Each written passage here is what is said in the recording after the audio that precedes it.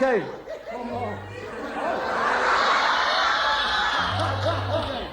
I'm gonna tell Aunt Mary about Uncle John. Daddy had the busy body. Hey, my baby.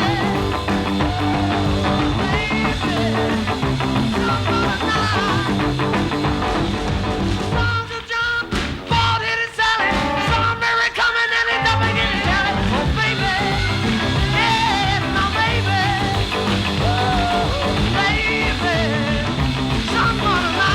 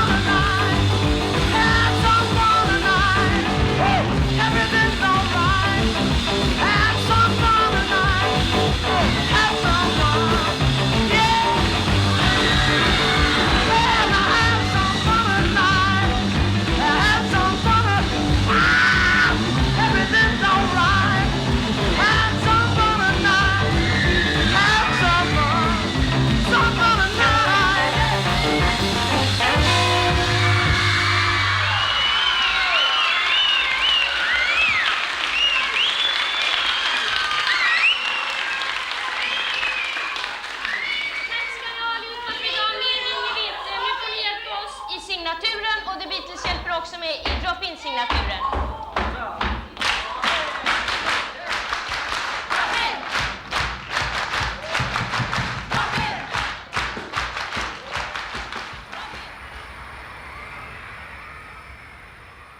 Today, the Beatles return from Sweden to be greeted by what the British press are calling Beatlemania. We'll see what the Queen Mother thinks of Beatlemania when the Beatles perform at the Royal Variety Show on the 4th of November. I was sent to pursue them, to harass them in September '63 by the news editor of the Daily Express, who said they'd had it. They were about to betray their young fans by agreeing to appear on the Royal Variety Show. Go and get them, get a quote. Get them to condemn themselves out of their own mouths and say, we shouldn't be doing it, we know that, we're betraying our fans, and so on and so on. Well, and the long and short of it was, we all turned up, the Daily Mail, the Express, the Mirror. They were very defiant. Ringo did the perfect quote, I want to play me drums for the Queen Mum, all that sort of stuff. John, in this Royal Variety Show, when you're appearing before royalty, your language has got to be pretty good, obviously. This thing about Ted Heath saying that he couldn't distinguish. I can't understand the Teddy. Queen's English. I can't understand Teddy saying that at all, really. I'm not going to vote for Ted. Paul, have you thought about your act for the show yet? Any changes in the act, or is it going to be, you know, the usual routine? No, we'll have to change it, I'm sure. We can't... No, stop it. We'll have to change it, but we can't do the same thing all the time. We haven't thought about what we're going to do yet. Suits with collars on? Brush parting You hair? never know. Something like that? I may not wear suits. You never know. We've no idea.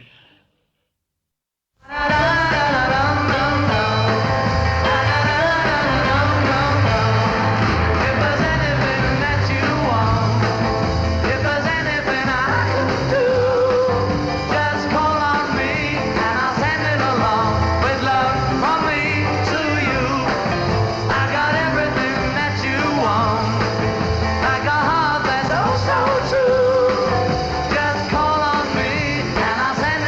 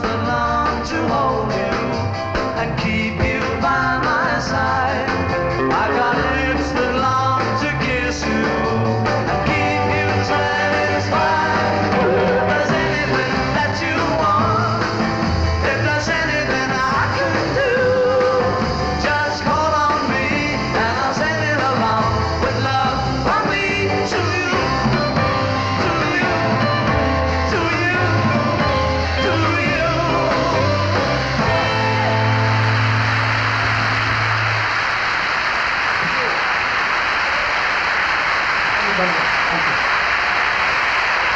you. Thank you very much indeed. So, the next song we like to sing now is one which is a bit slower. This is from the show The Music Man, and it's also been recorded by our favorite American group, Sophie Tucker. One, two.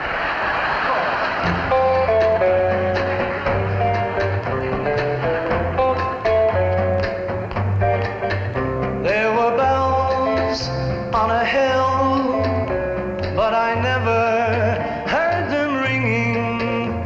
No, I never heard them at all till there was you. There were birds in the sky, but I never saw them winging. No, I never saw them at all till there was you. When there was music and wonderful roses, they'd send me in sweet, fragrant meadows of dawn. And you, there was love all around, but I never heard it singing. No, I never heard it at all till there was you.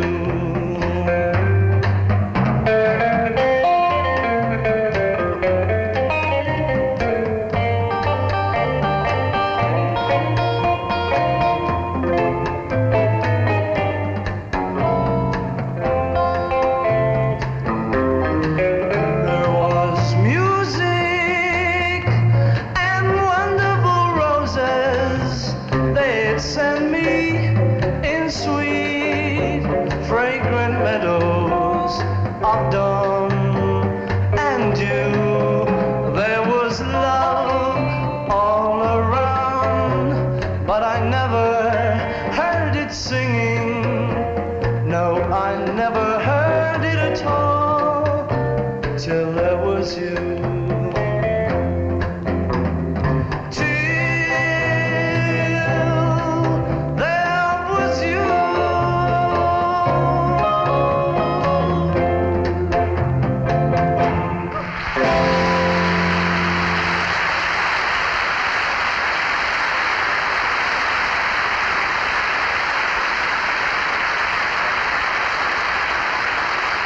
Thank you. For our last number, I'd like to ask your help. Would the people in the cheaper seats clap your hands? And the rest of you, if you just rattle your jewelry.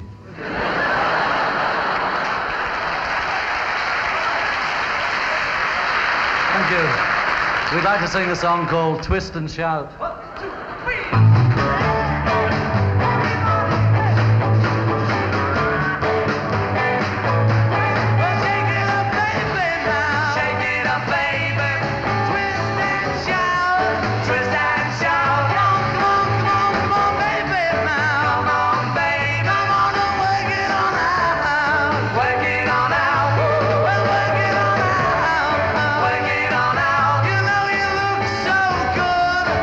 So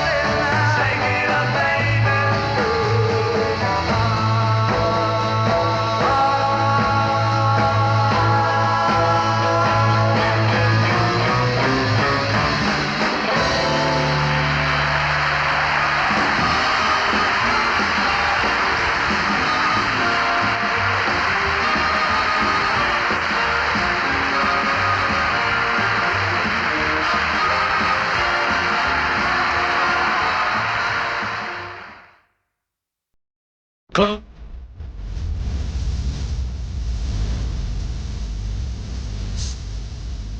the early days, we were really set on giving people their money's worth off the record. And that was our policy at first, just to put 14 tracks aside that was brand new and never put singles on the albums, which everybody did was have a hit single and make an album around it. With the Beatles was the first kind of put-together album of first songbook, so to speak. And they gave me a list of their songs, and they were all thinking in terms of singles still. We weren't thinking in terms of an album being, you know, a piece of an entity by itself.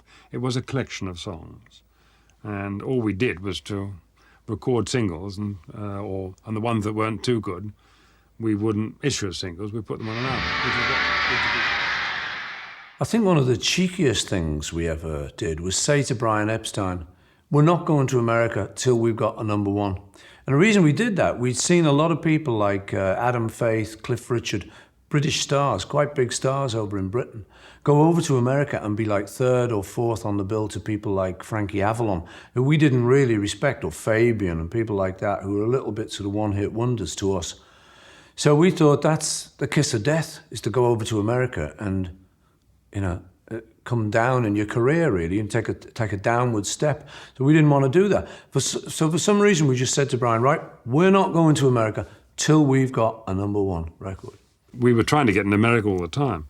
I really thought She Loves You would have broken the American. But if you think of our frustration here, we were being turned down by the company which EMI actually owned. And I was so frustrated by this, I said, well, if they're not going to let us, if they're not going to put it out, I mean, in the case of From Me to You was the first one we offered them, they can't deny us other people putting them out. So I would then take the record back from them and try and get it out with another label. And I did negotiations with Swan and with VJ, each of whom, very tiny labels in the States, took one or the other titles, and they put those records out in America. And of course, being small labels, they didn't make a great deal of success. And that was the way it worked out. We released Please Please Me, flop. From Me to You, flop. Changed record labels, released She Loves You. They'd all been big hits in England, all been #1. All of them flops, nothing. But by this time, the news from England and Europe was overwhelming that they were a hit group, and they had to take them more seriously than they'd done before. And also, the Swan and VJ labels were making inroads. They were selling by this time. Mm-hmm. So Capitol were forced to release I Want to Hold Your Hand. It wasn't designed specifically for the American market, but like the ones before it, it was a great record.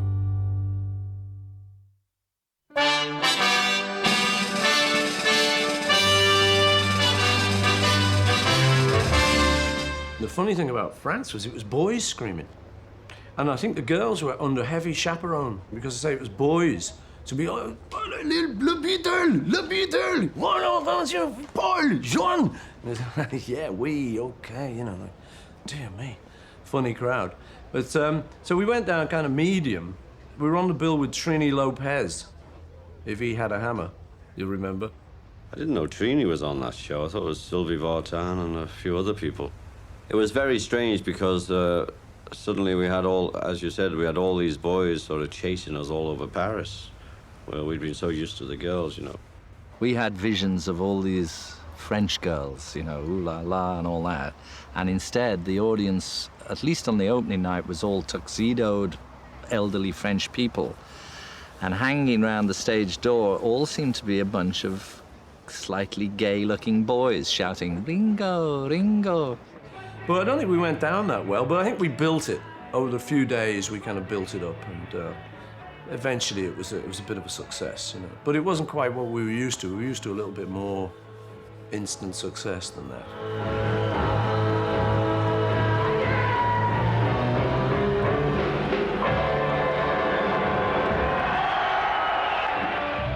We got a telegram in the evening, after one of the shows, when we were having a drink at the hotel. And it came, Capitol Records, congratulations, lads, #1 in US charts or something. So we all hit the roof. I remember riding round on Mal Evans's back for about 20 minutes or so. Yay! And he was, you know, happy to bear me. It was just very high hysterics, you know. And Brian rang me around about 1:30 in the morning. He said, I know you won't mind being woken up. I said, well, I wasn't asleep anyway. He said, well, I've just heard from America. We're #1.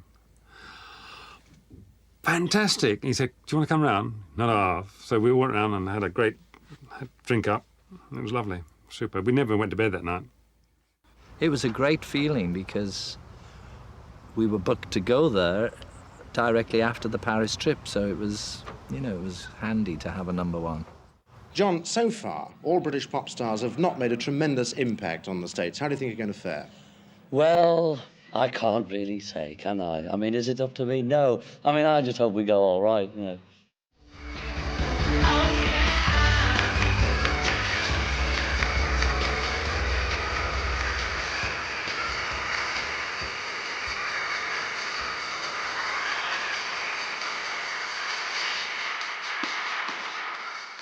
I know on the plane over, I was thinking, oh, we won't make it, or I said it on a film somewhere, you know. But that's the side, that side of it. We knew we would wipe them out if we could just get a grip on you. It was like flying into the unknown. We didn't know what to expect. You know, we were going to America, and it was the first time for everybody except George. You know?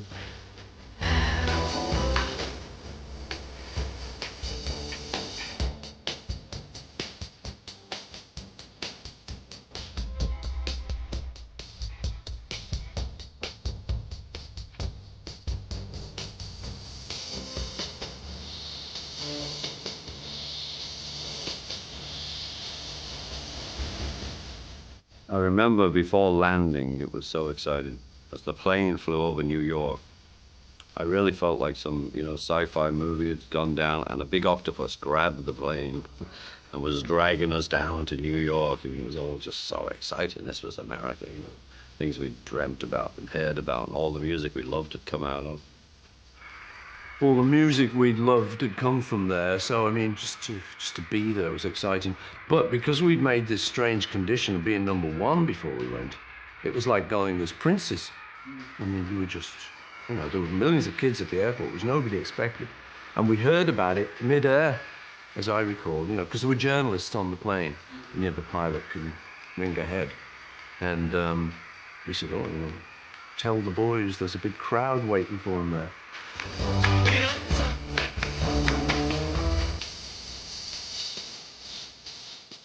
We never expected anybody, we didn't expect to sell records or anything over here, so we were just amazed.